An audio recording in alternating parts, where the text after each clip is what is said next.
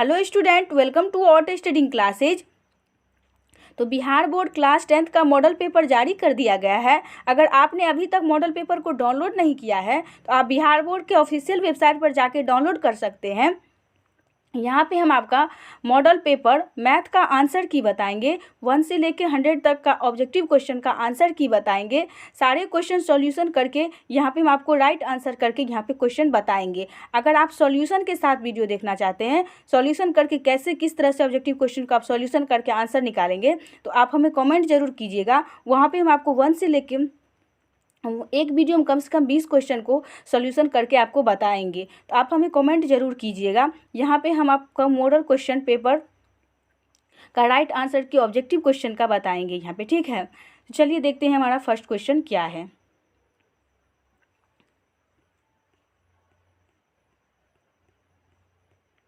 सारे क्वेश्चन आपके लिए बहुत ही इंपॉर्टेंट है। अगर आपसे यहाँ पे एक भी क्वेश्चन आपसे नहीं बनता है तो आपकी मैथ की तैयारी नहीं है, ठीक है। आप अपने आप को जांचिए कि इनमें से आपको कितना क्वेश्चन आता है, और आप जब हम आपको राइट आंसर बताएंगे तो आप वीडियो को उससे पहले रोक दीजिएगा और उसके बाद देखिएगा कि आपका क्वेश्चन अपने मन में सोच के बताइएगा किसका राइट आंसर क्या होगा। फिर आप अपने आप को चेक कर लीजिएगा, ठीक है, कि आपका कितना क्वेश्चन यहाँ पे सही हुआ है।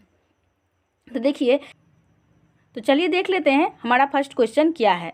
निम्नलिखित में कौन सी सबसे छोटी संयुक्त संख्या है? तो ऑप्शन ए है 1, बी है 2, सी है 3, डी है 4। तो बताइए इसका राइट आंसर क्या होगा।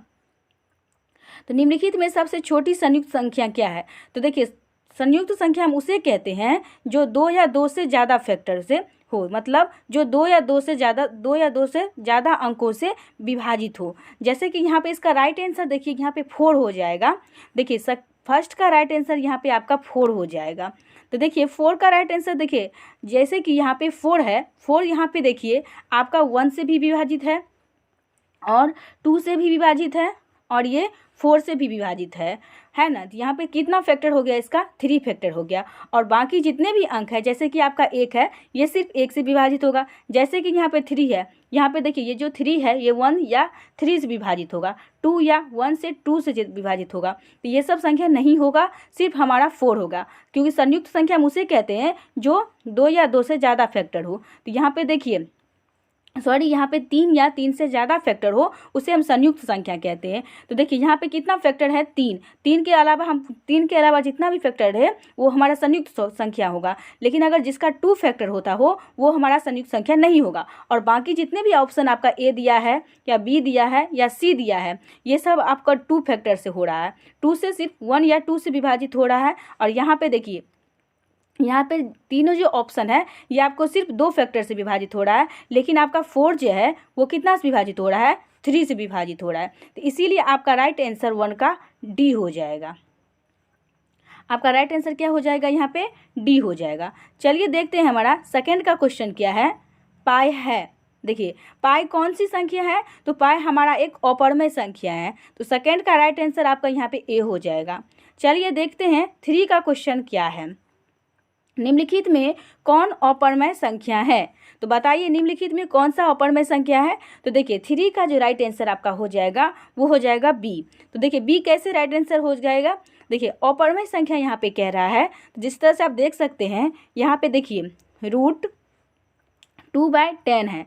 तो देखिए √2 का आपका कोई भी फैक्टर स्क्वायर रूट नहीं होता है।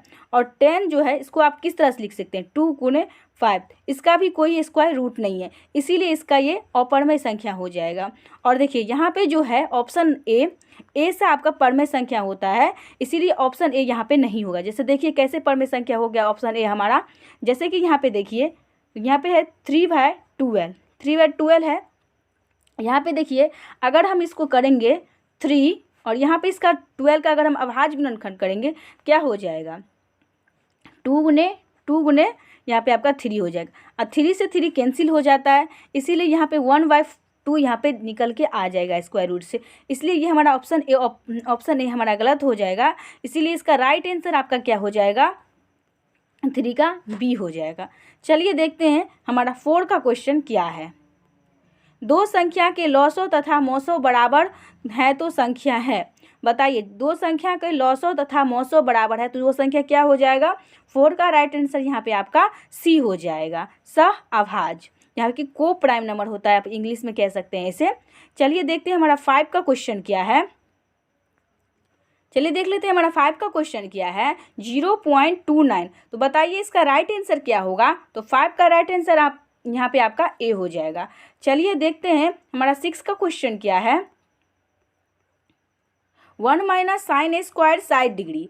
तो 1 माइनस साइन स्क्वायर 60 डिग्री क्या होगा? 6 का राइट आंसर आपका यहाँ पे क्या हो जाएगा? तो 6 का राइट आंसर यहाँ पे आपका सी हो जाएगा। अब साइन स्क्वायर 60 डिग्री का आप इस तरह से यहाँ पे साइन 60 डिग्री का मान बिठा दीजिएगा, तो आपको यहाँ पे सॉल्यूशन करके आंसर मिल जाएगा। चलिए देखते हैं 7 का क्वेश्चन क्या है, निम्नलिखित में किसका दशमलव प्रसार शांत है? देखिए, अगर यहाँ पे आपको सॉल्यूशन के साथ वीडियो चाहिए तो आप हमें कमेंट जरूर कीजिएगा। तो यहाँ पे हम आपको एक वीडियो में 20 क्वेश्चन करके आपको यहाँ पे वीडियो प्रोवाइड कर देंगे सॉल्यूशन के साथ, ठीक है। चलिए यहाँ पे देखिए आपका 7 जो का क्वेश्चन है, निम्नलिखित में किसका दशमलव प्रसार शांत है? तो बताइए कि निम्नलिखित में किसका दशमलव प्रसार शांत है? तो देखिए 7 का जो राइट आंसर आपको यहाँ पे हो जाएगा वो हो जाएगा ए, 7/40।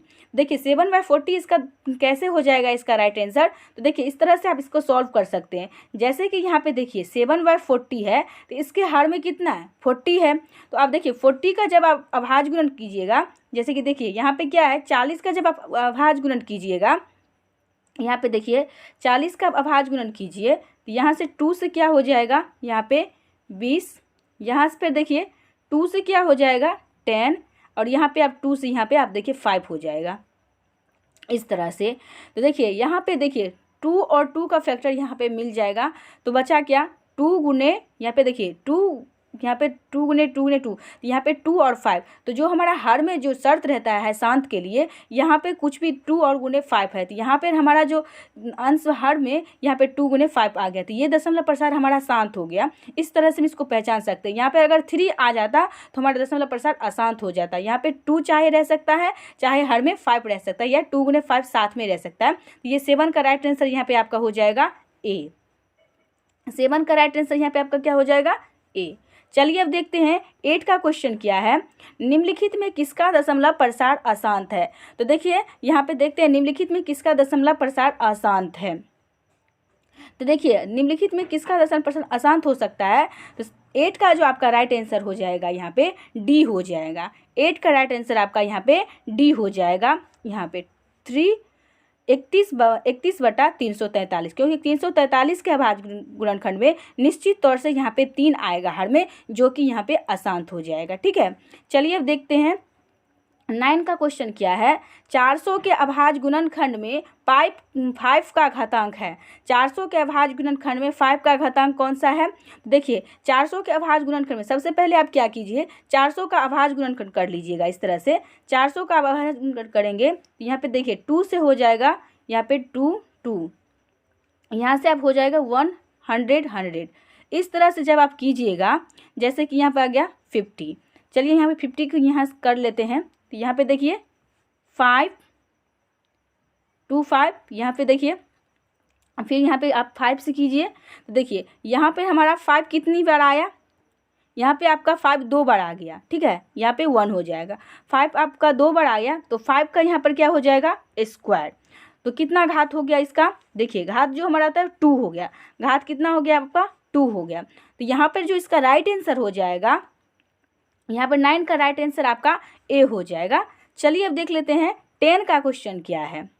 यदि 130 = 15 गुने 8 + 10 तथा मौसो 130 15 का मौसो XY, तो XY क्या होगा? यहाँ पे देखिए 10 का जो राइट आंसर यहाँ पे आपका हो जाएगा, 10 का राइट आंसर आपका यहाँ पर क्या होगा? यहाँ पे 10 का राइट आंसर आपका डी हो जाएगा। चलिए देख लेते हैं हमारा 11 का क्वेश्चन क्या है, √125 का परिमेयकरण का गुणांक है। तो देखिए √125 का परिमेयकरण गुणांक क्या होगा? तो आप इस तरह से किस तरह से इसको निकाल सकते हैं √125 का परिमेयकरण? तो यहाँ पे आप देख लीजिए, आप क्या कीजिए, यहाँ पे √125 है, तो सबसे पहले आप क्या कीजिए, 125 का अभाज्य गुणन कर दीजिए। इस तरह से आप कर सकते हैं। जैसे यहाँ पे 5 लगाया, 5 दूनी, यहाँ पे क्या हो जाएगा 10, 5, अब फिर देखिए 5 2 25, 25 यहाँ पे हो जाएगा। फिर यहाँ पे देखिए 5 से कीजिए तो यहाँ पे क्या आ गया 5, इस तरह से देखिए यहाँ पे क्या आ गया 1। देखिए यहाँ ये 2 जो मिल गया, यहाँ पे 2 का यहाँ पे मिलेगा, तो 2 यहाँ पे मिल गया तो 5 हमारा रूट से बाहर निकल जाएगा और एक 5 यहाँ पे फंस जाएगा।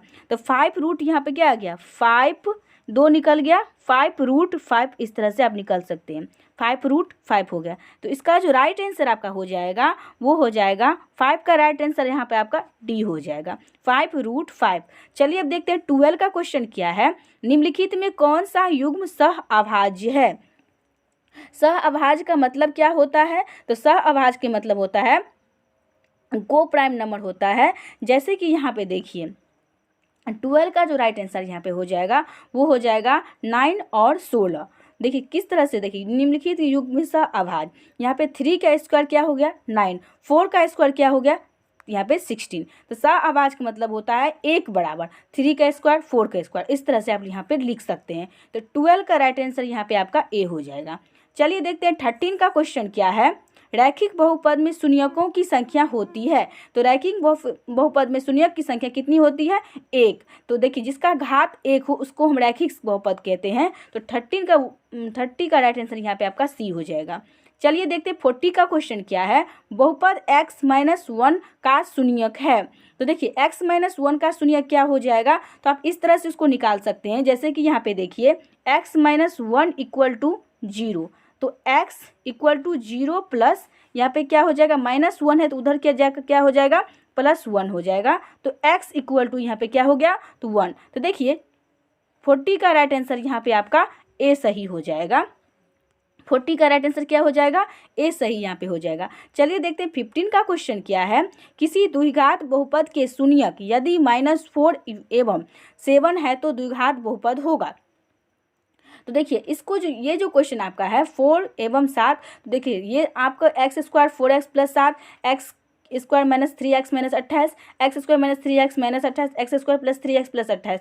आप जब इसका गुणनखंड निकालिएगा तो इसका जो शून्यक होगा वही हमारा इसका जो शून्यक यहाँ पे -4 और 7 निकल के गुणनखंड करने पर जिसमें -4 और 7 शून्यक निकल जाए वही हमारा राइट आंसर होगा। ठीक है, तो अगर आपको गुणनखंड नहीं आता है तो आप हमें कॉमेंट करिएगा, हम आपको कॉमेंट में यहाँ पे सारे क्वेश्चन को नोटबुक पे लेके सॉल्यूशन कर देंगे। क्योंकि अगर इतना क्वेश्चन को हम सॉल्यूशन करने लगेंगे ये वीडियो बहुत लंबी हो जाएगी, इसलिए यहाँ पे हम आपको सिर्फ राइट आंसर यहाँ पे बता देते हैं क्योंकि हमने क्वेश्चन को सॉल्यूशन करके देखा है। तो देखिए 15 का जो राइट आंसर यहाँ पे आपको हो जाएगा वो हो जाएगा सी। 15 का राइट आंसर क्या हो जाएगा सी। चलिए यहाँ पे देख लेते हैं 16 का क्वेश्चन क्या है।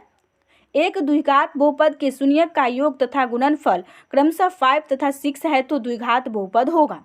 देखिए उसी तरह से आपका क्वेश्चन है 5 और 6 है, मतलब गुणनफल आपका कितना है, शून्यक का योग alpha plus beta equal to आपको 5 दिया है और अल्फा गुणे बीटा इक्वल टू आपका 6 दिया है। तो देखिए इस तरह से आप क्वेश्चन को निकाल लीजिएगा, एक व्यापक फॉर्मूला होता है तो उस तरह से आप निकाल सकते हैं। तो यहाँ पे हम सिर्फ आपको राइट आंसर बताएंगे। 16 का राइट आंसर आप यहाँ पे आपका बी हो जाएगा। आपको सॉल्यूशन के साथ चाहिए तो आप हमें कमेंट जरूर कीजिएगा। ठीक है, चलिए देखते हैं 17 का क्वेश्चन क्या है। यदि बहुपद y² - 6y + 8 के शून्यक अल्फा तथा बीटा है तो अल्फा गुणे बीटा का मान होगा। तो देखिए अल्फा गुणे बीटा का मान क्या होता है, आपको फॉर्मूला तो पता ही होगा। देखिए अल्फा गुणे बीटा का मान जो हमारा होता है वो होता है c/a। यहाँ पे अल्फा गुणे बीटा का मान आपका c/a होता है। तो देखिए c/a यहाँ पे जो फॉर्मूला होगा तो यहाँ पे देखिए आपका क्या हुआ है, यहाँ पे देखिए a इक्वल टू क्या दिया है 1, b इक्वल टू क्या दिया है 6 और यहाँ पर देखिए c इक्वल टू 8 दिया है। तो देखिए यहाँ पे इस फार्मूला पर हम बिठाएंगे तो c इक्वल टू 8 हो गया और a इक्वल टू कितना हो गया 1, तो 8/1 इक्वल टू 8 हो गया। तो यहाँ पर हमारा राइट आंसर 17 का क्या हो जाएगा 8, इसका राइट आंसर हो जाएगा 17 का। चलिए देखते हैं 18 का क्वेश्चन क्या है। बहुपद f(x) equal to 3x² - 7x + 2 तो f-1 का मान होगा। देखिए यहाँ पे क्या है -1 है, जितने भी x यहाँ पे आपको दिखाई दे रहे हैं उस पर आप -1 का मान रख के आपको आंसर यहाँ पे निकल सकता है। देखिए किस तरह से आप निकाल सकते हैं यहाँ पे आपको बता दे रहे हैं। देखिए यहाँ पे है 3x² - 7x + 2, इस तरह से आपका क्वेश्चन है। यहाँ पे आप कीजिए x के जगह पर आप -1 का मान रख दीजिए। जैसे कि देखिए -1 का स्क्वायर -7 गुने -1 + 2, इस तरह से जब आप रखिएगा तो जो आपका सॉल्यूशन होगा वही आपका राइट आंसर होगा यहाँ पे, ठीक है। तो यहाँ पर इसका राइट आंसर हम जो सॉल्व किए हैं उसके अनुसार आपको बता रहे हैं, 18 का राइट आंसर यहाँ पे हो जाएगा बी। यहाँ पे 12 इसका राइट आंसर हो जाएगा। चलिए देखते हैं हमारा 19 का क्वेश्चन क्या है।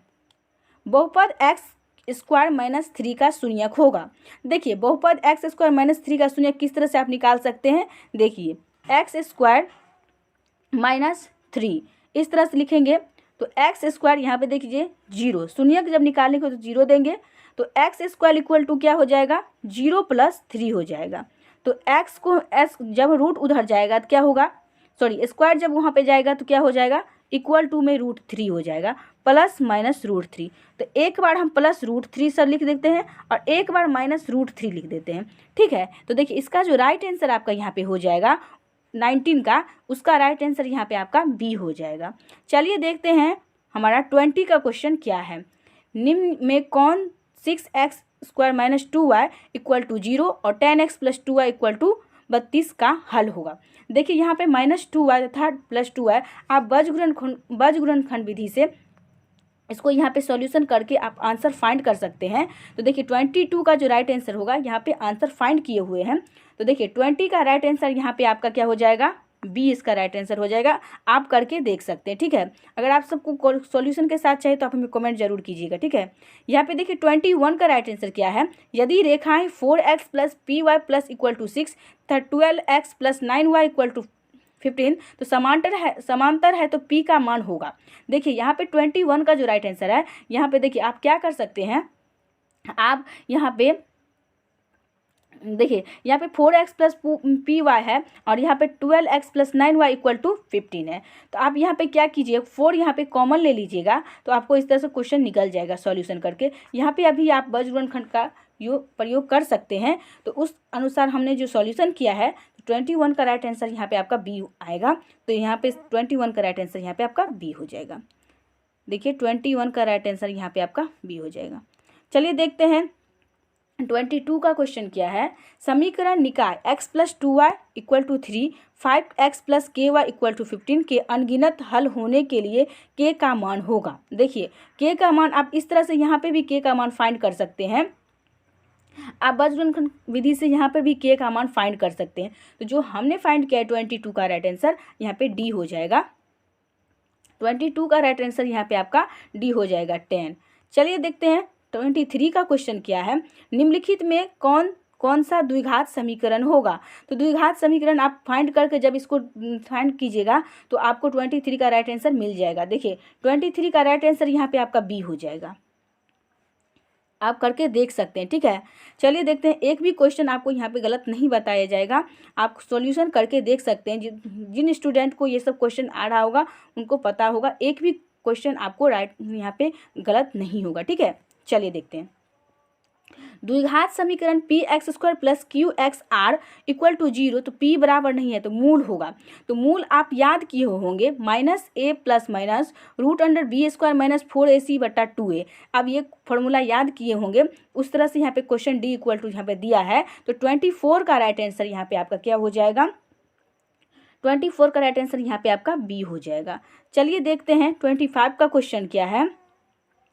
द्विघात समीकरण 6x² + 6x + 1 = 0 के मूल के प्रकृति होंगे। तो देखिए 25 का राइट आंसर यहाँ पे आपका क्या हो जाएगा ए, वास्तविक और बराबर इसका राइट आंसर हो जाएगा। चलिए देखते हैं 26 का क्वेश्चन क्या है। समीकरण 3x² - 18x + 6 = 0 मूलों का योग होगा।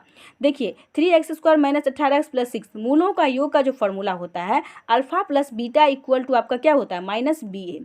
यहाँ पे देखिए अल्फा प्लस बीटा = ये हमारा मूलों का योग होता है -b/a हो जाएगा। यहाँ पे b आपको -18 दिया है तो माइनस माइनस यहाँ पे प्लस हो जाएगा। तो 18 और a = आपको कितना दिया है 3 दिया है।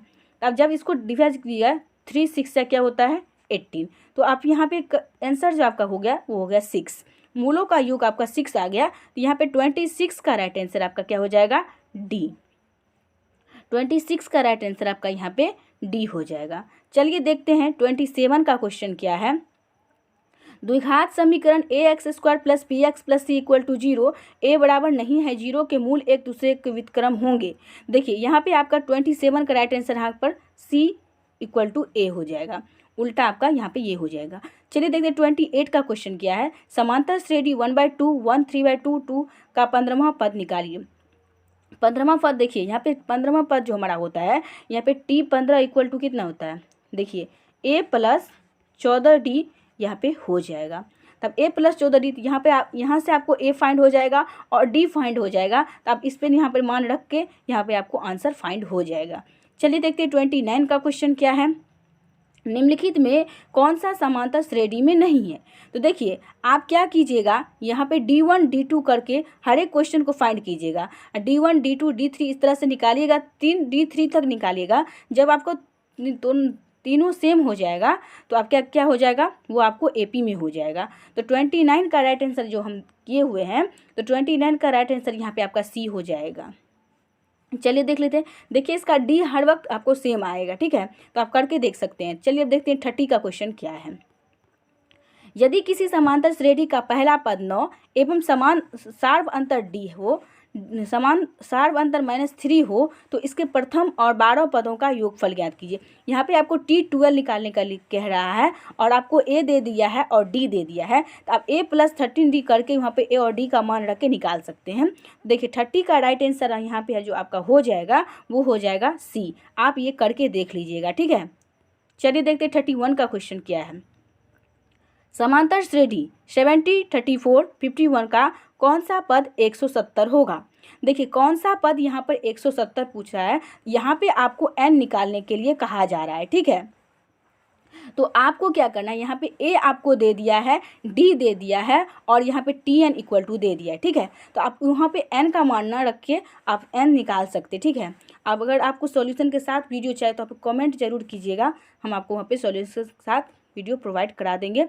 चलिए देखिए 31 का राइट आंसर क्या होगा, जो हम फाइंड किए हैं उसके अनुसार बी इसका राइट आंसर हो जाएगा 10वां पद। चलिए देखते हैं 32 का क्वेश्चन क्या है। समांतर श्रेणी 51 48 45 के 6 पदों की संख्या होगा।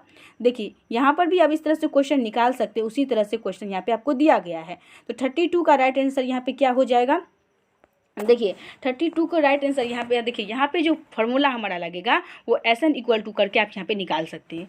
तो देखिए 32 का यहाँ पे जो राइट आंसर होगा वो होगा A 14। चलिए देखते हैं हमारा 33 का क्वेश्चन क्या है।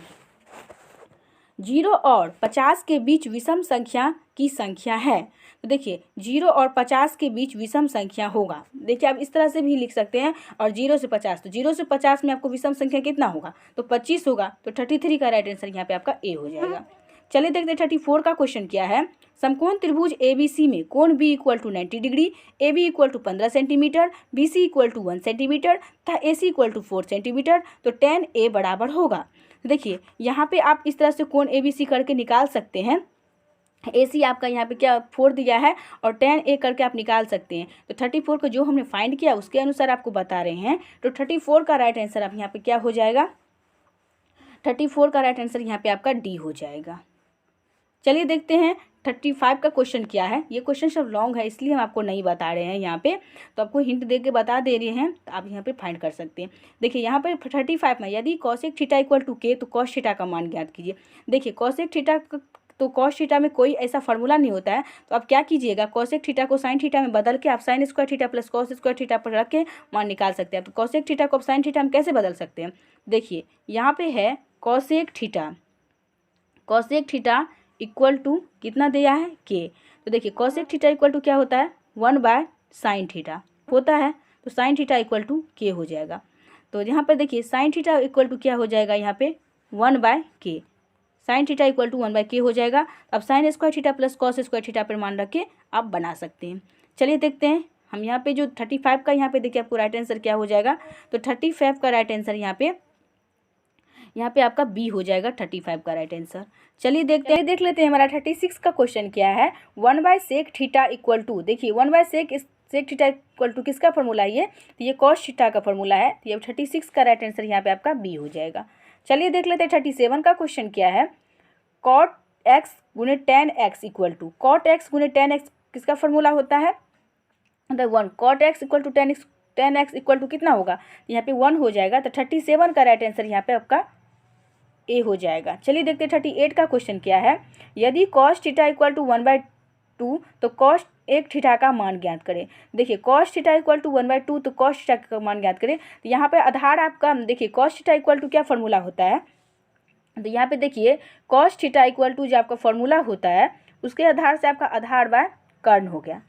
तो आधार बाय कर्ण आपका ये हो गया। तो देखिए तो आधार आपका कितना दे दिया है, यहाँ पे 1 दे दिया है और 2 दे कर्ण आपका 2 दे दिया है। तो आप लंब निकाल के आप कॉसेक थीटा का मान निकाल सकते हैं यहाँ पे, ठीक है। तो 38 का राइट आंसर हम यहाँ पे सॉल्व करके आपको रखे हैं। तो 38 का राइट आंसर देखिए यहाँ पे हम क्या होगा दिखा देते हैं आपको। तो 38 का राइट आंसर यहाँ पे आपका बी हो जाएगा, यहाँ पे 2/√3। चलिए देखते हैं 39 का क्वेश्चन क्या है। यदि थीटा इक्वल टू 45 डिग्री तो sec theta plus cosec theta equal to कितना होगा। तो देखिए थीटा के जगह पर आप रख दीजिएगा सेक 45 डिग्री। आप इस तरह से इसको सॉल्व कर सकते हैं। देखिए सेक थीटा इक्वल टू कितना दिया है 45 डिग्री प्लस कॉसेक 16 डिग्री। तो देखिए सेक 45 डिग्री कितना होता है, तो आप सबसे पहले ये सोचिए जो कॉस होता है वो 45 डिग्री कितना होगा। तो कॉस 45 डिग्री आपका होता है 1/√2। तो उसका उल्टा कर दीजिए तो आपका √2 हो गया। तो यहाँ पे आपका √2 हो जाएगा प्लस और कॉसेक 60 डिग्री कितना होगा। तो आप सबसे पहले ये सोचिए कि साइन 60 डिग्री क्या होता है। तो साइन 60 डिग्री होता है आपका √3/2। तो यहाँ पे उसका उल्टा क्या हो जाएगा, कॉसेक 60 डिग्री का भी वही होता है। साइन 60 डिग्री हमारा 1/√2 होता है। तो यहाँ पर भी आपका उल्टा उसका √2 हो जाएगा। तो यहाँ पे 1√2 कितना हो जाएगा 2√2, ठीक है। तो इसका राइट आंसर यहाँ पे आपका हो जाएगा 39 का, वो हो जाएगा डी। 39 का राइट आंसर यहाँ पे आपका डी हो जाएगा। चलिए देख लेते हैं हमारा 40 का क्वेश्चन क्या है। यदि √3 tan a - 3 इक्वल टू 0 तो a का क्या मान होगा। देखिए √3 tan a - 3 इक्वल टू 0। तो अब इसको किस तरह से सॉल्व कर सकते हैं। तो √3 tan a - 3 इक्वल टू 0। तो यहाँ पे देखिए tan a इक्वल टू क्या हो जाएगा 3/√3। तब 3/√3 का परमेकरण हल कर दीजिए इस तरह से। तो देखिए यहाँ पे 3, अब इसको क्या कर दीजिएगा यहाँ पे √3 से √3 आप मल्टीप्लाई यहाँ पे कर दीजिए। तो 3√3 बाय क्या हो जाएगा 3। तो 3 से कैंसिल, यहाँ पे हो गया √3। तो tan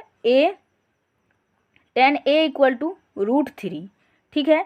tan a equal to यहाँ पे क्या हो गया, देखिए tan a इक्वल टू यहाँ पे आपका निकल के आ गया कितना √3। तो आप सबसे पहले ये बताइए कि tan a और √3 किसका tan में होता है। तो tan 16 डिग्री का होता है। tan 60 डिग्री कितना होता है √3। तो tan से tan cancel, a equal to आपका कितना आ गया 16 डिग्री। तो यहाँ पे आपका 40 का राइट आंसर यहाँ पे आपका बी हो जाएगा। चलिए देखते हैं 41 का क्वेश्चन क्या है। कॉसेक 35 डिग्री कॉसेक क्या है यहाँ पर 55 डिग्री का होल स्क्वायर। तो यहाँ पे इसका राइट आंसर आपको पता है 41 का राइट आंसर क्या होगा। ये थोड़ा लॉन्ग मेथड से बनेगा इसलिए हम आपको यहाँ पे नहीं बता रहे हैं। तो आपको अगर सॉल्यूशन के साथ चाहिए तो आप कमेंट जरूर कीजिएगा। तो 41 का देखिए 41 का राइट आंसर यहाँ पे आपका क्या हो जाएगा C1। चलिए देखते हैं 42 का क्वेश्चन क्या है। निम्नलिखित में किसका मान सबसे अधिक है। तो देखिए निम्नलिखित में से किसका मान सबसे अधिक है। तो 42 का राइट आंसर यहाँ पे आपका क्या हो जाएगा, तो सी हो जाएगा cot 45 डिग्री, क्योंकि cot 45 डिग्री कितना होता है 1, और जितने भी आता है वो सारे बट्टे में हो जाता है, इसलिए यहाँ पे 42 का राइट आंसर देखिए यहाँ पे सी हो जाएगा। चलिए देखते हैं 43 का क्वेश्चन क्या है। साइन 30 डिग्री इक्वल टू, देखिए साइन 30 डिग्री इक्वल टू कितना हो जाएगा यहाँ पे, तो साइन 30 डिग्री क्या मान होता है, तो साइन 30 डिग्री का राइट आंसर यहाँ पे देखिए क्या हो जाएगा 43 का राइट आंसर यहाँ पे बी हो जाएगा। तो यहाँ पे 1/2 होता है। चलिए देखते हैं 44 का क्वेश्चन क्या है।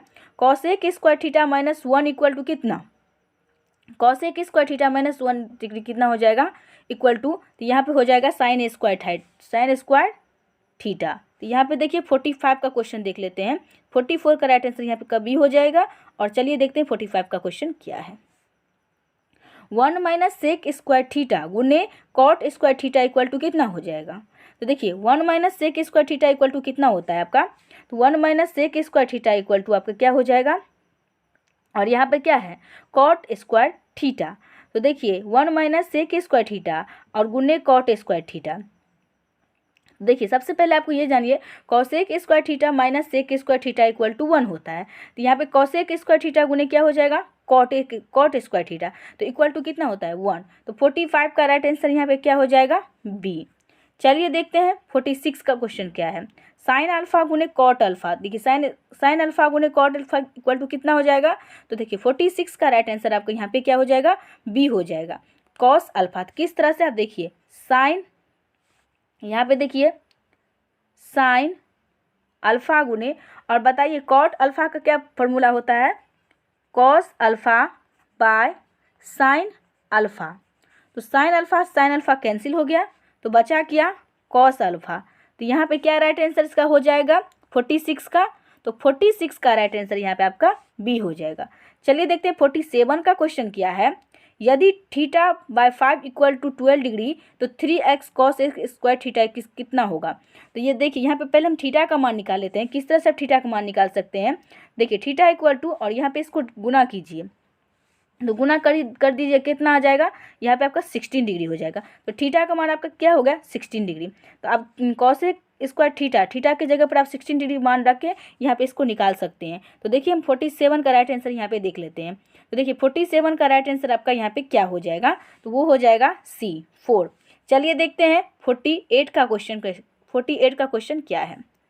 देखिए 48 का क्वेश्चन है यदि sine x plus sine square equal to 1 तो cos square x plus cos 4x कितना हो जाएगा। देखिए 48 का राइट, ये थोड़ा लॉन्ग मेथड से बनेगा इसलिए यहाँ पे आपको नहीं बता रहे हैं। तो 48 का हम यहाँ पे आपको राइट आंसर बता दे रहे हैं। तो 48 का राइट आंसर यहाँ पे आपका सी हो जाएगा 1। चलिए देखते हैं 49 का क्वेश्चन क्या है। निम्नलिखित में कौन सा कॉसेक 16 डिग्री के बराबर है।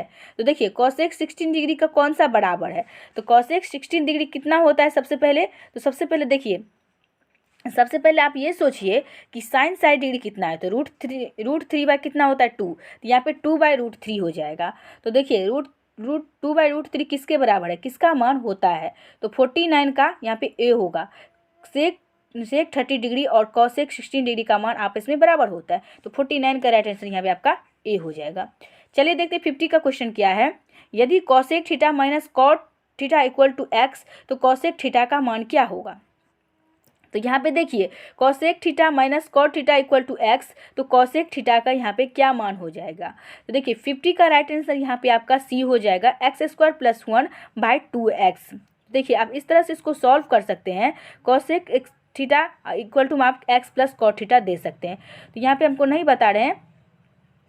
अगर आपको सॉल्यूशन चाहिए तो आप हमें कमेंट जरूर कीजिए।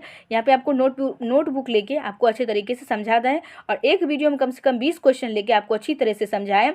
ठीक है, तो आप मुझे कमेंट जरूर कीजिए। यहाँ पे हम आपको सिर्फ राइट आंसर बता रहे हैं। तो यहाँ पे देखिए 50 का राइट आंसर आपका यहाँ पे सी हो जाएगा। देखिए वीडियो बहुत लंबी हो गई है। हम आपको बताए हुए थे कि 1 से लेकर 100 तक का क्वेश्चन देंगे, लेकिन देखिए समय बहुत हो गया क्योंकि मैथ का क्वेश्चन ऐसा है कि अगर आपको कुछ नहीं समझाएंगे तो यहाँ पे अच्छा नहीं लगता है। ठीक है, इसलिए हम थोड़ा समझा के बताए हैं, इसलिए थोड़ा वीडियो बहुत लंबा हो गया है। इससे आगे का क्वेश्चन हम आपको नेक्स्ट वीडियो में दे देंगे पार्ट 2 करके, तो आप वहाँ पे देख सकते हैं। और अगर आपको इसको सॉल्यूशन के साथ क्वेश्चन चाहिए, सॉल्यूशन के साथ उसको सॉल्व आंसर चाहिए, तो किस तरह से सॉल्व होता है, अब किस तरह से आप ऑब्जेक्टिव क्वेश्चन को अच्छे तरीके से कर सकते हैं और आप किस तरह से अच्छे तरीके से यहाँ पे बना सकते हैं, क्योंकि ऑब्जेक्टिव रहता है आपको जल्दी से जल्दी सॉल्व करना रहता है। तो हमको ट्रिक भी बताएंगे, तो आप हमें कमेंट जरूर कीजिएगा। तो यहाँ तक वीडियो देखने के लिए धन्यवाद। अगर आप चैनल पर नए हैं तो चैनल को सब्सक्राइब जरूर कर दीजिए, क्योंकि आपके लिए इतना मेहनत करते हैं तो आप कर ही सकते हैं इतना, तो आप जाके सब्सक्राइब जरूर कर दीजिएगा। अगर आपको वीडियो पसंद आए तो लाइक कर दीजिएगा, अगर नहीं पसंद आए तो डिसलाइक कीजिएगा। Thanks for watching.